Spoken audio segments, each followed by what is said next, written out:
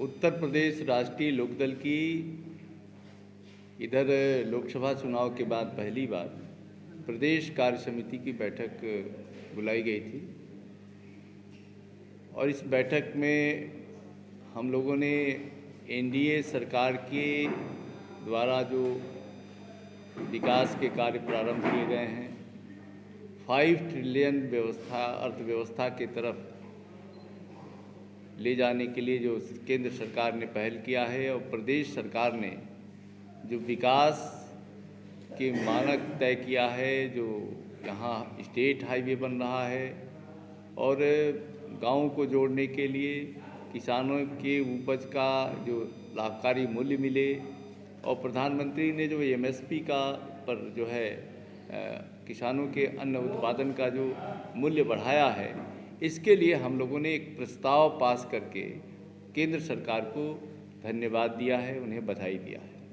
क्योंकि राष्ट्रीय लोकदल किसानों की पार्टी है और जब किसानों के लिए कोई सरकार कदम उठाती है तो लोकदल निश्चित रूप से आभार प्रकट करता है, उसकी प्रशंसा करता है।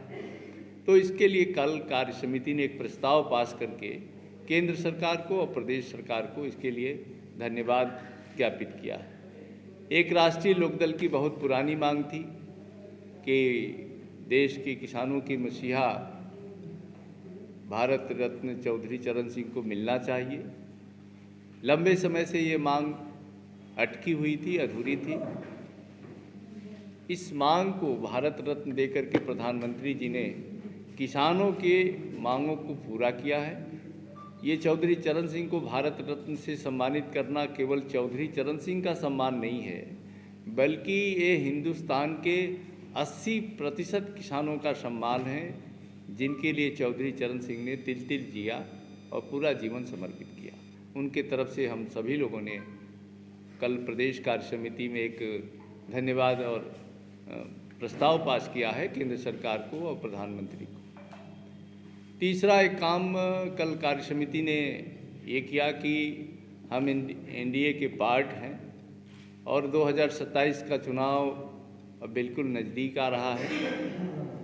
तो उत्तर प्रदेश में जिस तरह से उपचुनाव के परिणाम को पॉजिटिव लाने में आरएलडी के कार्यकर्ताओं ने जी जान कर मेहनत किया। प्रदेश सरकार योगी आदित्यनाथ मुख्यमंत्री के समर्थन में प्रदेश की जनता है, उन पर पूरा भरोसा है और प्रदेश की जनता को इसके लिए बधाई दी गई है।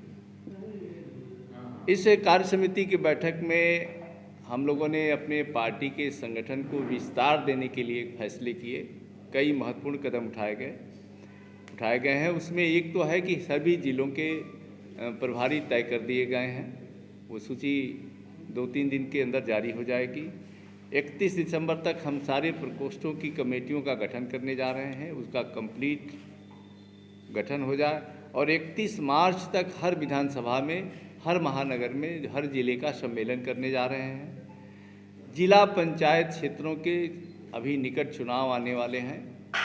हम अपनी पार्टी को नए सिरे से हर पंचायत क्षेत्र में अभी से संयोजक तय करके और पंचायत लेवल पर अपने संगठन को मजबूत करने का कार्य प्रारंभ करने जा रहे हैं। ये कल हमारी कार्य समिति की बैठक में ये फैसला किया गया है। हम 1 जून 2025 तक जो है ट्रेनिंग कैंप लगा करके पूरे प्रदेश में अपने कार्यकर्ताओं को प्रशिक्षित करने का कार्य करेंगे और इसके लिए व्यापक स्तर पर हमारी तैयारी प्रारंभ हुई है। कल की कार्य समिति ने एक और घोषणा, हमारे प्रदेश के महामंत्री थे पहले अम्बुज पटेल जी, उनको अब प्रोफेशनल मंच का प्रदेश का अध्यक्ष बनाया गया है, जिसमें बुद्धिजीवी और अधिवक्ता और डॉक्टर्स सबको मिला करके जो हम लोगों ने प्रोफेशनल मंच बनाया है, उसके अध्यक्ष घोषित किए गए हैं।